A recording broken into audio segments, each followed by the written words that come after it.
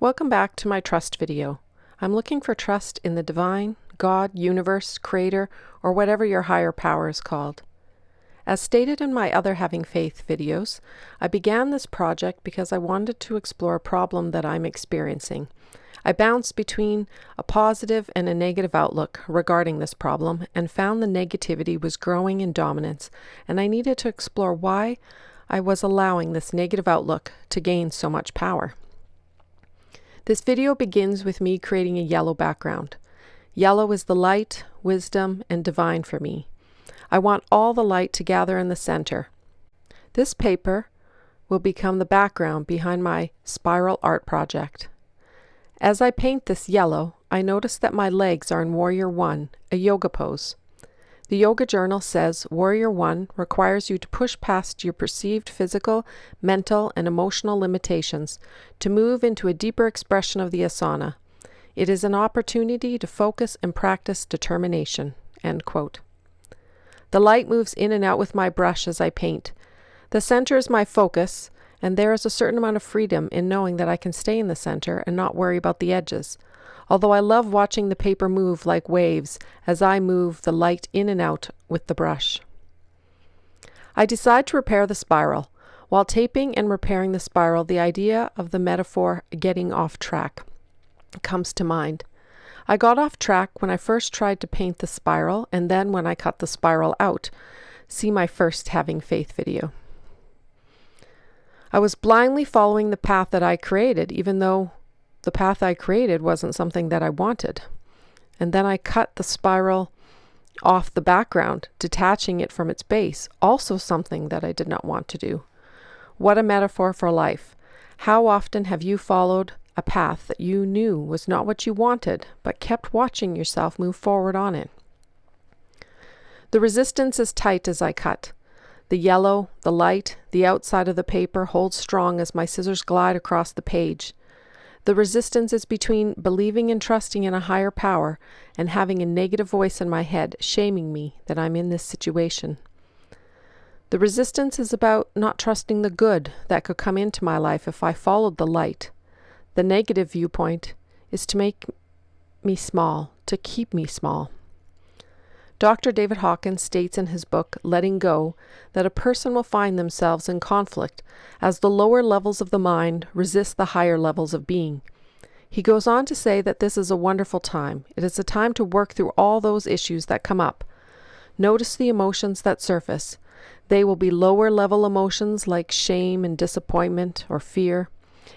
It isn't a matter of exploring these emotions. Don't plan for some deep, dark work with your shadow. They will often disperse as they see the light. Once you let go, the good that comes will match its energy to the suffering you are experiencing. Have you ever experienced that, where you are dreading saying something to someone or taking an action, and when you do that thing that you were not looking forward to, something good that you never expected happens? Recently, I dreaded attending an event, but the amount of dread I felt was replaced by an equal reward in attending. When I was moving the spiral off the wall, I realized the center of the spiral was laying within the space between the yellow paper and the wall. In the first video, when I cut the spiral from the image and then went to put it back on the paper, I knew something was different about the center of the spiral. Something wasn't right. I did not see the big handprint of paint, yet I kept moving forward.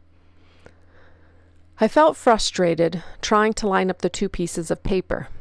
In the past, I was taught that frustration led to anger. Dr. David Hawkins, also in the book Letting Go, describes frustration as a type of anger. Anger is a higher energy form than feelings of depression. When you are feeling depressed, that like nothing is going to work out, the goal is to move into anger. In anger, one feels called to do something. This feeling of frustration means that I'm not done. I haven't given up. I will keep moving forward. Laying the spiral out was also frustrating. It had twisted in on itself. I wish I took better care of it as I moved it. I thought of it as a clump of loose paper that was easy to move. That is all. Now I wonder if there are other things in my life that are valuable and that I'm taking for granted. Is there something or someone I'm not caring for like I need to? Maybe myself, my diet, my children, my home, my finances. My list may be long. My father comes to mind. He often said for me to be more careful and to pay attention. Now his words have relevance to me. My whole life I felt he was picking on me. Now I see that he saw something in me that others maybe adapted to or ignored. I do need to pay more attention. I do need to be more careful. When I created this spiral, I began in the center and moved outwards. The symbolism books refer to this as expansion. Now you could assume that I'm contracting as I start from the outside of the spiral and move into my center where I need to be patched and healed. The Book of Symbols by Taschen states, the spiral's eye evokes one's own center, divine source, the I am, and the seed of consciousness. It suggests the eye of wisdom that observes all, but is never entangled in the turbulence. End quote. Unfortunately, my center got entangled and even separated from the whole. I feel warm fuzzies as my hand touches and holds the inner center of the spiral for a moment. I was unable to find clear tape to secure the front of the two spiral centerpieces. I use masking tape to strengthen the back of the center. Is this a metaphor for my own center? Am I making myself stronger by repairing and problem solving this piece of art? Did I lose part of myself and find it again? As I lift the spiral, I felt immediate disappointment. This too was not going as I had hoped it would. I sit and think about what I've experienced and what sensations and realizations surface as I have worked on this soul-searching art piece. I kept moving forward, solving problems as they surfaced, even though I created those problems for the most part. I trusted my instincts for my mind and body. I kept adapting. There's this realization that I have made mistakes when I'm not in the present moment. I keep acting and then find myself in a situation that I do not want to be in. Sometimes I consciously watch myself move in a direction that I do not want to go in. I create my own problems.